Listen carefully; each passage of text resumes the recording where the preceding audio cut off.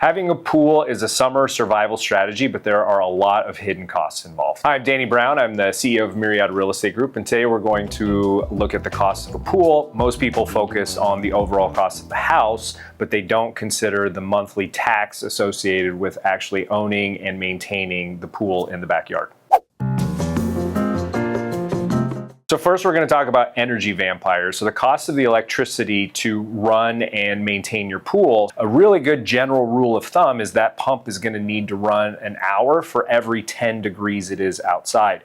So for example, here in Phoenix, in our peak summer months when it's getting up to 120 degrees, we're looking at running that pool pump for 12 hours straight per day, and that cost can really add up. There's two different types of pump that exist. There's single speed pumps, which are older, outdated, and they actually don't make anymore. And then there's variable speed pumps that are the newer ones that are out there. And so if you have a variable speed pump, that is great because it runs at a lower RPM, costing you a lot less in terms of your electricity. And if you're buying a house or you're in a home that has a single speed, you're going to be paying a much, much higher premium for the cost of that power because it's running at a high RPM the entire time.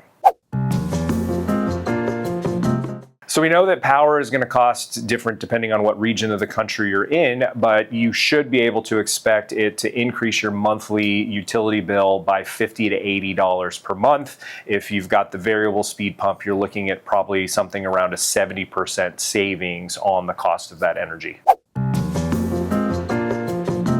The other tax that nobody talks about is the evaporation tax. And because the heat is so extreme here and the humidity is so low in Phoenix, you can expect to lose 2 to 3 inches of water in your pool per week. Now, most of your pools have an auto filler, so you may not notice that that happens. If you have an older pool where you have to drop a hose in it, then you are acutely aware that the water level will drop on a weekly basis to keep that full. But that's absolutely going to increase the cost of your water on a monthly basis.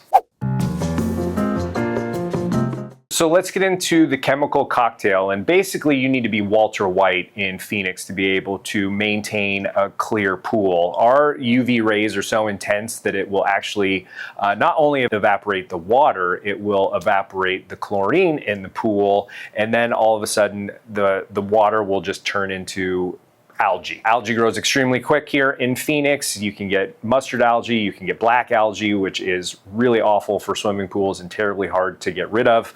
And so maintaining the chemical balance of your pool is very, very crucial, especially in these hot summer months. So a lot of the pool companies here, you can actually bring samples of the water in and they will test it for you, and then they will give you the chemicals that you need and kind of tell you how to service it. But it's almost like any do-it-yourself project. So if any of you have done that, you end up taking 5 or 6 trips to Home Depot. If you're taking care of your pool, it's going to be the same thing, going back and forth between the pool store.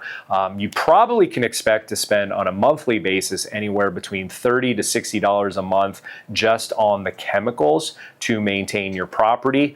Recently in the United States, we had a chlorine shortage, and because there's only 2 places to get chlorine, and both those places burned down, so the cost of chlorine went through the roof. So you are also a victim of possible inflation on that as well. So that cost definitely can fluctuate. I recommend just having a pool guy.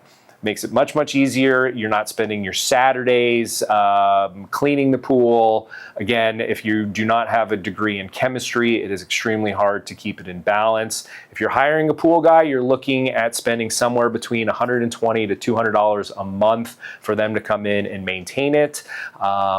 For some pool guys, that does not include the cost of chemicals, so you need to maintain the chemicals so that they can treat the pool as well.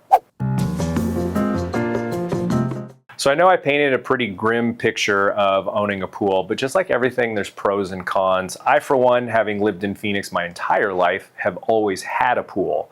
So I enjoy having that. So there's a lot of pros that I think that outweigh some of those cons. So the pros, the instant sanity. When it's 115 outside and you're hot, having a pool in the backyard that you can just jump into and instantly cool off is fantastic.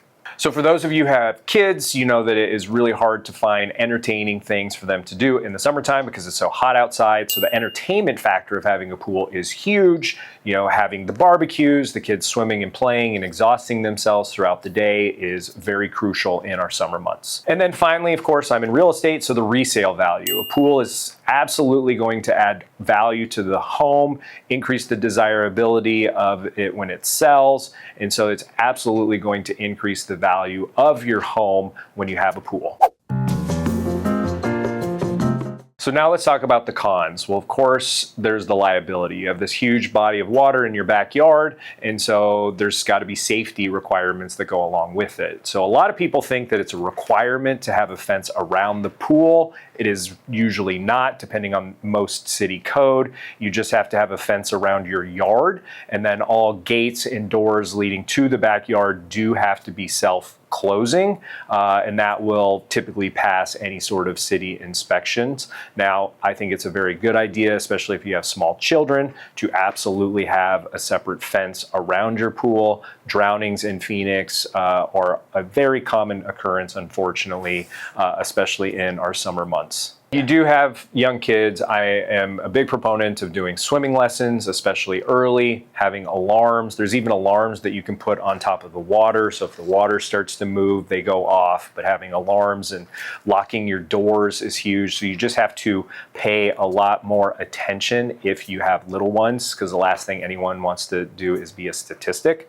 One thing also is if you're an investor, I absolutely do not recommend buying a home with a pool because of that liability. The cost of insurance goes up. There's the cost of maintenance associated with it. So as a side note, if you're an investor, owning a rental property with a swimming pool is just not worth it. And of course, one of the biggest cons is the chore factor. So even if you have a pool guy, they only come out weekly, and especially during our monsoon season, we get big dust storms and wind storms that are constantly blowing debris into your pool. So even with the pool guy, you're probably out there having to skim from time to time.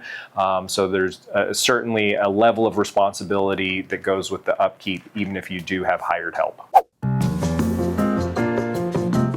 So in summary, really what it comes down to is your lifestyle choice, and the cost of maintaining that pool on a monthly basis. It is going to be way cheaper in the wintertime to have your pool because the water is, even in Phoenix, really cold, and so you do not need to necessarily maintain the chemical balance that you do in the summertime when it's super warm, right? So these algae and things grow in warm water, not as much in cold water. So in the winter months, they take a lot less maintenance.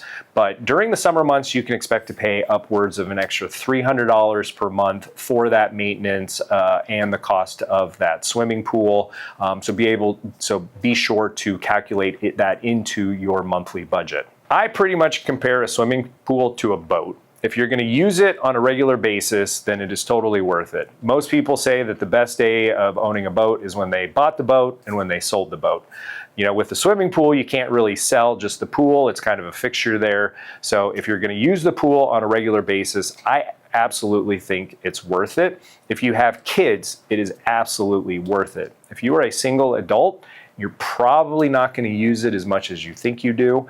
And so if you're not using it and it's just sitting there, it is absolutely a money pit. So I'd be curious if I got these numbers right and what it costs you. If you already own a pool, leave it in the comments. Don't forget to give a like and subscribe, and I will see you next time. Good. Okay.